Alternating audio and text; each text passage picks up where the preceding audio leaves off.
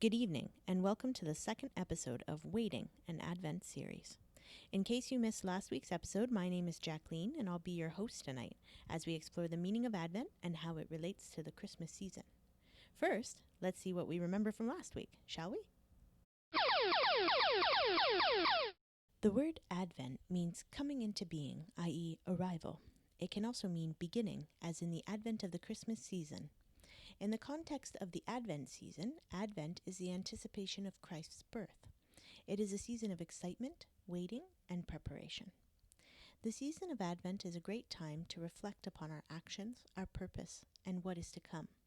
John 3:16 illustrates God's unconditional love for the world and serves as an example for us all. The arrival of God's gift, Jesus, is the Christmas story and what we prepare for during the Advent season. This week is centered around the message of peace. You may recognize this next verse from Handel's Messiah.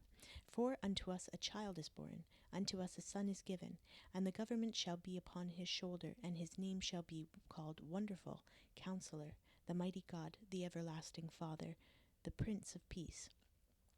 Peace was granted to us from God through Jesus, and it is also something we can share with one another. Which brings me back to why we're here. As I said last week, I am grateful for the gift of time and have used that time to write a series of short stories based on the 4 Advent Sundays: hope, peace, joy, and love.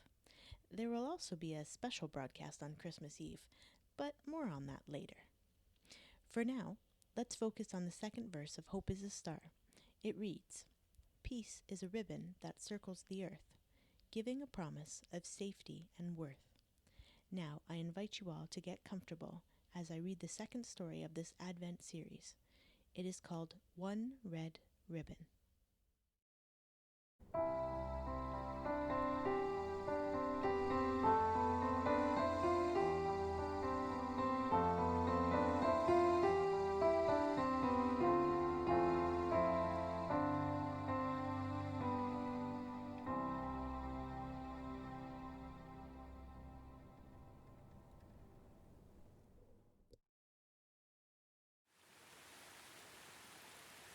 Margot sat in the bay window, listening to the rhythmic torrents of icy rain that splattered the glass.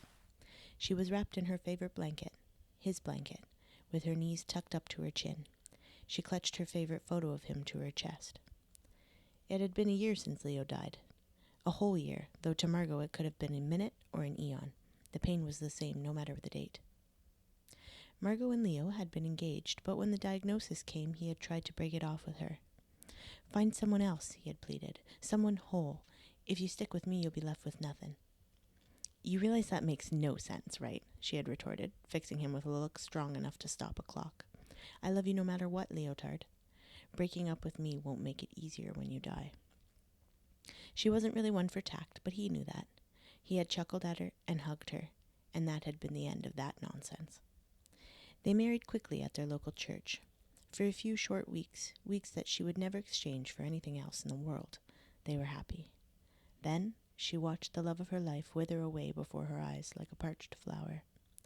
She had tried to stay strong for him until the end. After all, he had always been her rock, the kind of man who could do anything he put his mind to, tackle any mountain, overcome any obstacle, until the cancer took him. No regrets, she thought, as she hugged the picture tighter. The metal frame cut into her arms, but she hardly noticed. A few weeks after his death, people started to forget. They grew impatient with her grief, and spewed silly platitudes like, time heals all wounds, and he's in a better place. She wanted to scream at them, to make them feel 1 ounce of the pain she carried inside her, but she couldn't. Instead, she retreated inside her apartment, inside herself. She stopped seeing friends. She quit practicing law. She took up a part-time job as a cashier to pay the bills. She just existed, in a daze, alone. And every day she felt his absence in her heart, just under her ribcage, a big, fiery, baked potato-sized ball of burning nothing.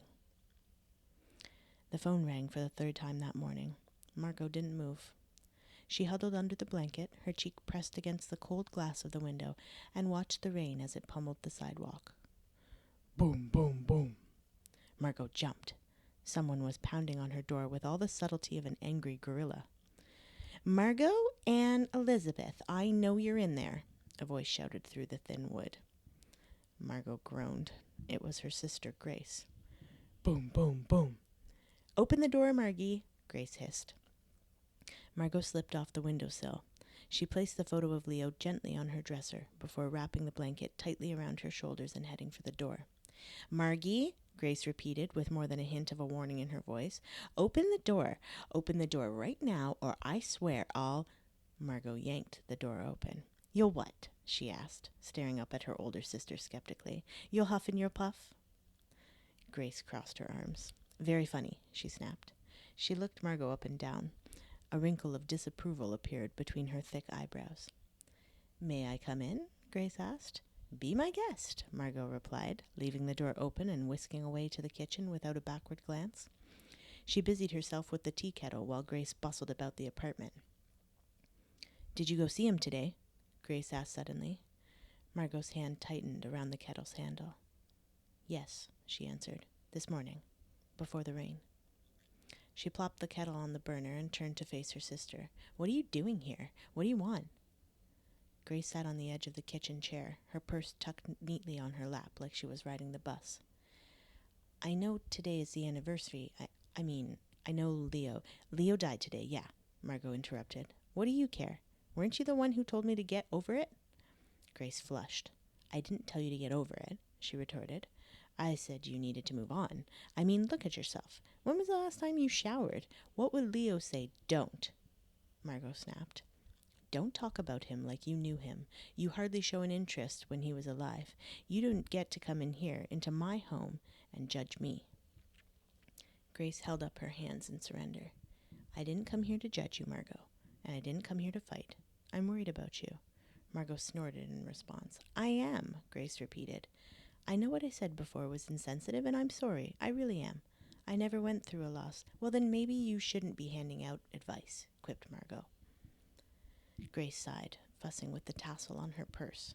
She was upset, that much Margot could tell, but there was something else, something different in her sister's demeanor. Grace looked up and stared into Margot's eyes. When was the last time you went out? She asked. Margot shrugged. I told you, I went to the cemetery this morning. Grace shook her head. No, I mean to work or to the store. When did you last watch the news? Margot thought for a moment. She hadn't watched the news in ages. She couldn't even remember the last time she turned on the TV. You do know that they're locking everything down tomorrow, right? Grace continued, pulling Margot out of her thoughts. Locking down? Margot echoed. The virus. You haven't heard? Grace asked in astonishment. Margot frowned. I took the week off work, she answered defensively. I guess I haven't really been keeping up with things. Well, a few of my friends are nurses, and they're saying they don't even have enough PPE for the healthcare workers. PPE? Margot asked. Masks and stuff for people to wear to keep them safe. It's not only the healthcare workers who need them. Immunocompromised people are supposed to wear them too. You know, like cancer patients. Margot's jaw clenched. Behind her, the kettle whistled angrily. She turned away from her sister, grabbing a couple of mugs while she waited for the bomb to drop. I need your help, Margie, Grace murmured. There it is, Margot thought, with a smirk of satisfaction. Grace's words proved what Margot had known all along. Her sister hadn't come because of Leo. She had come to ask for a favor. I've organized a small socially distanced gathering in the church basement. 5 of us are going to sew all night to make as many masks and garments as we can. I was hoping you'd join us. Margot ran her thin fingers through her greasy hair. I don't know, Grace, Margot started. Oh, come on, Margie, Grace interrupted. We both know I'll likely sew my fingers together by the end of the night, but you're so good at it. I remember when you made all those costumes for the community theater. Please, Margie, it's for a good cause. Margot surveyed her sister. Grace sat on the edge of her chair, her eyes brimming with expectation. Truthfully, there was a part of Margot that wanted to help, but another part of Margot resented her sister for coming to her on the anniversary of Leo's death, for having the audacity to ask her, Margot, for support. Grace must have seen the answer on Margot's face because she suddenly stood up and buttoned her coat. From inside her purse, she pulled out a little bag and placed it amidst the debris on the kitchen table. I have to pick up a bunch of material before I head to the church, Grace announced. I've set up a 6th table for you in case you do decide to come, but I'll let you think about it. I know today is a hard day for you." She turned toward the door, hesitated, and then back to Margot. "It was good to see you, Margie." With that, she crossed the living room and let herself out of the apartment. Margot stood for a moment, stunned. She had expected her sister to beg, reason, argue. She had not expected her sister to let her make her own decision. Sighing, Margot poured herself a cup of tea and headed for the bedroom. But when she passed the table, something red caught her eye. She stopped. Placing her teacup on the table, she picked up the crumpled paper bag Grace had left. A red ribbon was poking out of the bag. Margot tugged on the ribbon, pulling it out along with the little homemade card it was attached to. Someone had scrawled "Thank you" on the front of the card in red crayon. Margot opened the card and read, "Dear Mask Makers, I saw in the bulletin that you were making masks for people in need. My son, Trevor, is currently in Sick Kids with leukemia, and I was hoping you could make him a colorful mask that might raise his spirits. My other son, Trevor's twin brother Teddy, wanted to make you this card to show his appreciation. He has enclosed a red ribbon because Trevor's favorite color is red. Thank you so much for what you are doing. The Thompson family." Fingers trembling, Margot dropped the card on the table. A war waged inside her, and the rage that she had worked so hard to suppress came bubbling up to the surface.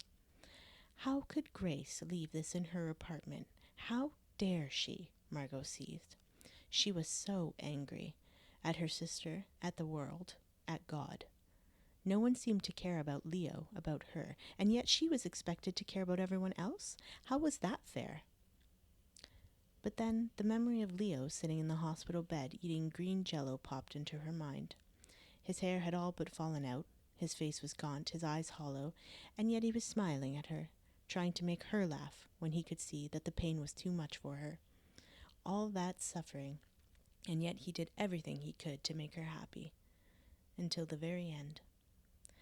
Guilt washed over Margot like a bucket of cold water, and from the very depths of her pain, a sob erupted.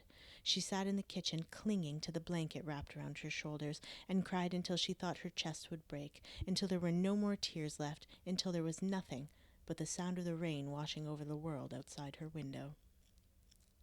Leo deserved better, she thought finally, wiping her swollen eyes.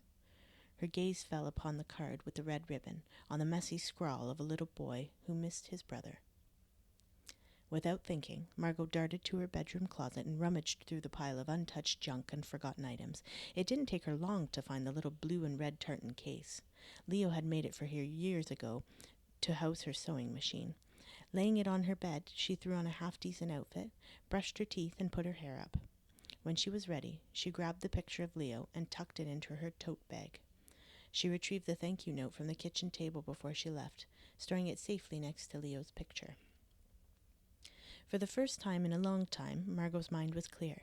She strode out into the rain and headed for the church. It wasn't a long walk, but she was soaked to the skin by the time she arrived. She banged on the locked door, shivering, hoping someone would come quickly. The door opened and Margot found herself face to face with Grace. Her sister stared down at her in shock. "Do you have the address to the Thompsons' house?" Margot blurted by way of greeting. Grace gaped at her. Not waiting for a response, Margot bustled past her sister, down the stairs to the basement, and clunked her sewing machine and bag onto the first table she saw. A few people looked up in surprise, but Margot had no time to waste on explanations. While she set up her machine, Grace appeared at her side. "What do you need?" Grace asked. "Material," Margot replied, pulling off her sopping coat. "Anything red." Grace returned with an armful of different materials. Some were floral, some had patterns, and some had funny little cartoon characters. But when Margot saw a red piece of cloth with Mr. Incredible on it, she knew she had found the one. She set to work, measuring, cutting, stitching.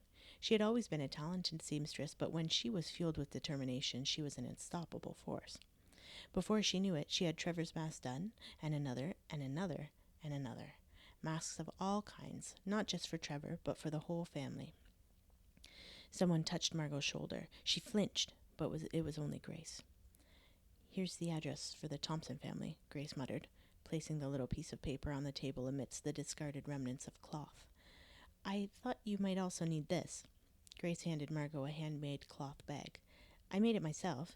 It's not perfect, but it was the best I could do. Grace turned to go, but Margot grabbed her sister's arm.